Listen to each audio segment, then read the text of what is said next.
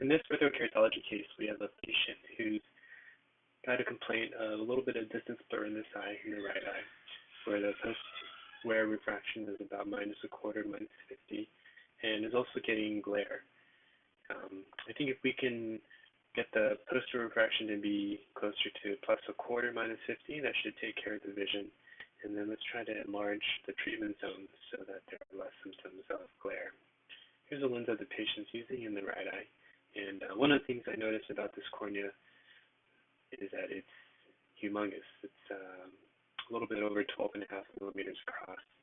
So we can maximize our lens diameter. I think weight allows us to go up to 11.9 and still consider this an intrapalpebral lens, not a semiscleral lens.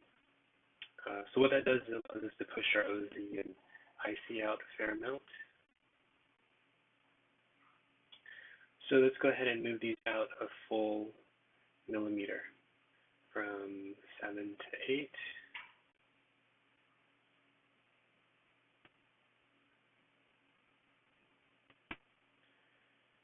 And from 6.4 to 7.4.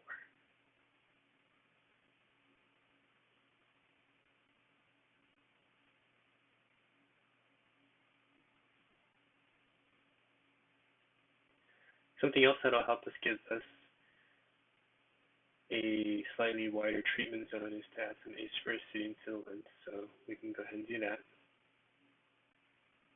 Maybe at about a plus 20, you'll see that it's a lot steep or a lot flatter in the center, and the curve doesn't start coming up until we're a little bit behind the pupil.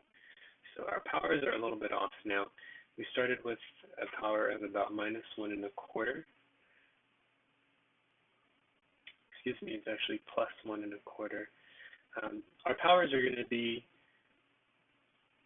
difficult to compare right now because of the asphericity in the center of the lens, but we can look at the average tilted demand. When we were at 4.84 initially, we wanted a half that or more. Our new target would be about 5.3, and we're only at 3.5 right now. So we do have to increase our demand here.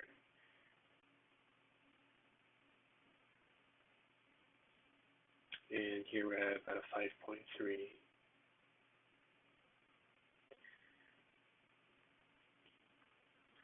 If we look at the individual meridians, they're pretty close, but we do have a little bit of discrepancy. So we want to probably get everything pretty close to about a minus 65 or so. So in 25% mode,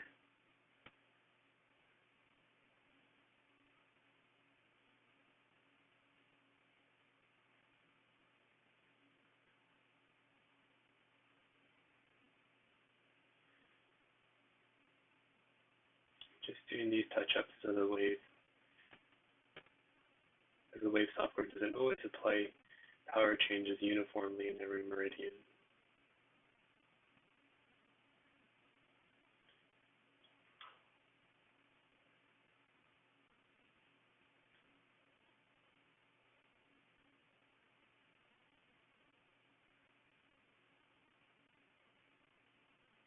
Okay, our powers are uniform, but we can see our demand is a little bit low, so I'm going to go back to 100%, and we'll bump this a little bit, 5.3. One more walk around the semi-meridians, and that looks pretty even. And the last thing we'll do is reset the center thickness as we change the diameter of the lens. So this lens should give us a broader treatment, hopefully get your patient seeing a little bit better because we've got a little bit more tilted demand in there as well and less halos.